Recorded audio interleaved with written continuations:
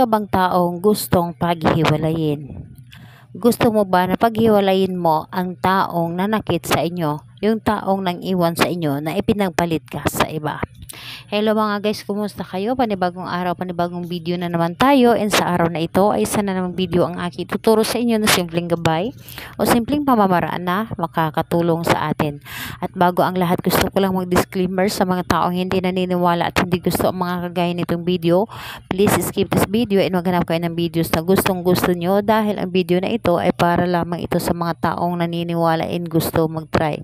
Sa lahat po ng mga nagko-comment dito sa aking video dito sa loob ng aking channel, mag-iingat sa lahat ng mga nagre-reply sa inyo na dinadala kayo sa kanilang WhatsApp in mo up upang makaiwas po tayo sa scam. Ngayon po ituturo ko sa inyo paano natin paghiwalayin ang taong gusto nating paghiwalayin. So ganito po ang ating gagawin. Kailangan mo dito maghanda ng puting kandila, pero mas maganda kung meron kang itim na kandila. Pero kung wala kang itim na kandila, pwedeng puti na lamang. Kailangan mo lang din dito maghanda ng itim na panulat, kahit anong klaseng panulat basta itim. Yung pwede na gumamit ka ng color pen na itim, or di kaya marker, or di kaya panulat na itim. And kailangan din natin dito ng isang maliit na pirasong papel. So ito lamang ang dapat nating ihanda, and kailangan din natin dito ng panindi. So ngayon, kapag handa na itong aking mga naibanggit na ating gagamitin, kailangan mo lamang dito isiguraduhin sa iyong sarili na gustong gusto mo itong gawin. Kailangan mo na maghanda sa iyong sarili. Kailangan na buo ang iyong loob sa paggawa nito at hindi ka nagdududa at para bang hinihila ka na gawin mo ito. So kapag ready ka na, pwede mo na itong simulan. Ang gagawin mo lamang dito, so kung nakikita po ninyo dito sa papel, isulat mo dito ang pangalan ng taong partner po ninyo nang iwan sa inyo. So pangalan niya at apelyido, ganito po ang pagkasulat. And dito po pangalan ng taong ipinagpalit sa inyo. So pangalan ng taong ipinagpalit sa inyo. So kailangan na ang pagkasulat nito ay palabas.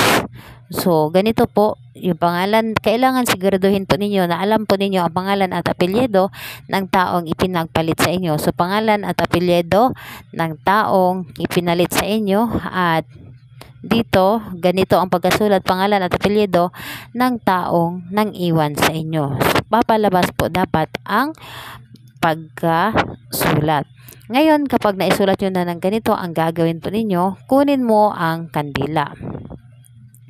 Kunin ang kandila at ang papel na ito, ibalot po niyo dito sa kandila. So ganito po dito sa labas yung pangalan nilang dalawa. So ayan po, ibalot po ninyo dito sa kandila ang papel na ito.